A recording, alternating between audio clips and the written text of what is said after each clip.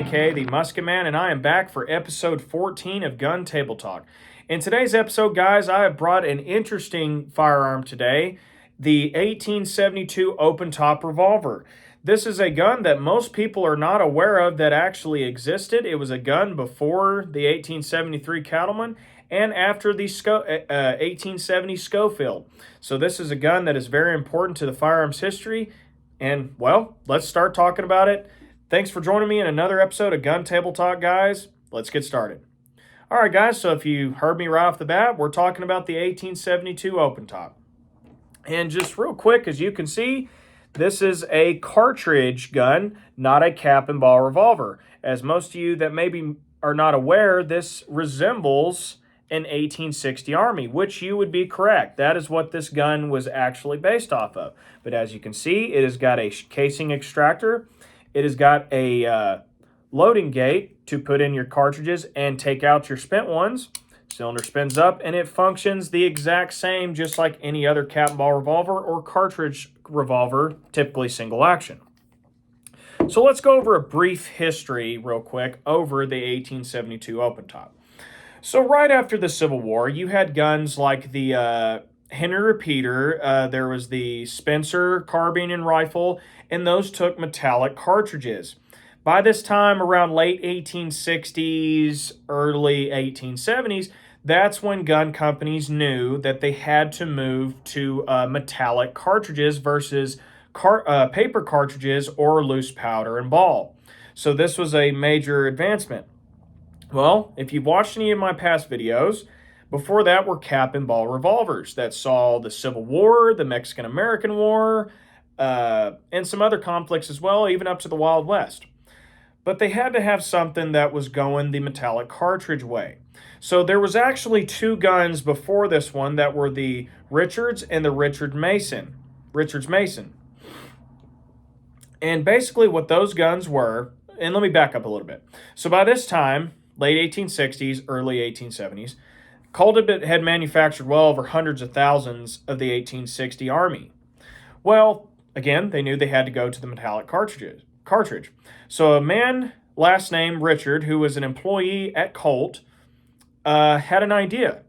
And what he did was he took 1860 Army parts, put them together, and developed his own version of a cartridge gun. So it was basically the 1860 Army that was modified to take metallic cartridges. So anyway, Richards had come up with this design, and Colt, so you might have heard it called the Colt Richards. And basically it was just 1860 Army, like I've said, that was modified to take cartridges, but it wasn't really made from the ground up, just off of old parts. Then there was another employee by Mason, or Masons, as you'll hear the guns are named. He was another employee at Colt that got with Richards, and they basically took that design and made some updates to it to improve it. I do not have any of those examples with me right now, but if you would like to learn more about those, I recommend you check out ForgottenWeapons.com or their YouTube channel. They have videos over those guns to better understand what I'm talking about. So those are two guns that were very successful as well. But the problem was Smith & Wesson had the right to make guns that were metallic cartridges, which, by the way, check out my Smith & Wesson and Smith & Wesson Schofield video to learn more about that. So they had the right to only make metallic cartridge guns. Well, that was kind of a problem. So that kind of petered out around 1870. Then Colt and them could jump on it and release those guns. So when they did that, they threw them out to the market, and they were successful. A lot of people liked them because now you had a cartridge gun that resembled a cap and ball revolver of 1860. And they were successful. So before that, or after that, the year is around 1872. Colt came out with the 1872 Open Top. So this was a gun that was designed from the ground up to be a cartridge gun, unlike the Richards and the Richard Mason. Those were based off 1860 Army parts and just put together to be a cartridge gun. This one still resembles the 1860 Army, but it was assembled from the ground up, from scratch, to be a cartridge gun.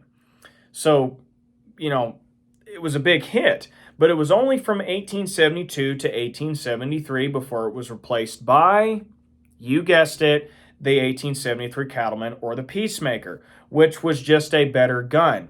Now, this was just to fill that gap in that year for Colt to make money, to have other ideas for guns and things like that, because they just didn't want to make any guns or put them out there for a whole year. So this was that gun that was out there for a year. They only made about 4,000 of them. So they weren't as widely put out there as far as military use and commercial. So they didn't last very long, but they have a very important part in history and American history and firearms history. Most people do not know about this gun. So I just thought I would bring it out and talk about that. The gun that was truly the true cartridge gun of Colt that came out before the 1873. So this gun is basically the slightly older brother of the 1873. So that's just a brief history. If you would like to learn more in detail, like I said, check out Duelist 1954 with Mike Bellevue. He's got videos over this gun. Forgotten Weapons is another one, and there's many others as well. I recommend you check them out on YouTube if you want to get more into the true history. And the guns I've mentioned today will also tie into this gun. So enough about the history. Let's go more over the gun itself, this pretty reproduction. So guys, this is a 44 Special. Again, like I've said a bunch of times, resembled the 1860 Army. As you can see, very similar. The way it works, the way it cocks, shoots, very similar. Now, this one has the color case hardened frame, which is gorgeous, and hammer, which is just very, very pretty. What's really cool about this being a 44 Special is it can actually shoot 3 different cartridges. One, naturally, the 44 Special. It can shoot the 44 Special, 44 Colt, and 44 Russian. There is 3 different cartridges that can be loaded and fired through this gun safely.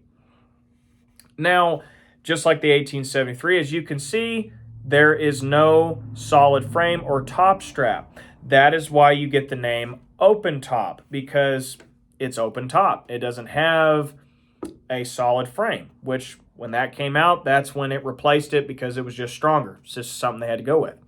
Now, before that, the sights on the Richard and Richard Mason would have been at the back of the frame, and Cap and Ball revolvers would have had them on the hammer of the gun.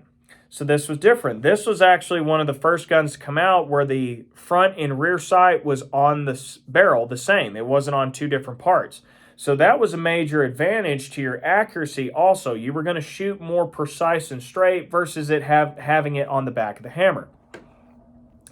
And also, the Richards and Richard Mason, they had a firing pin that was put into the back of the frame that flew forward every time the hammer flew down to fire the weapon.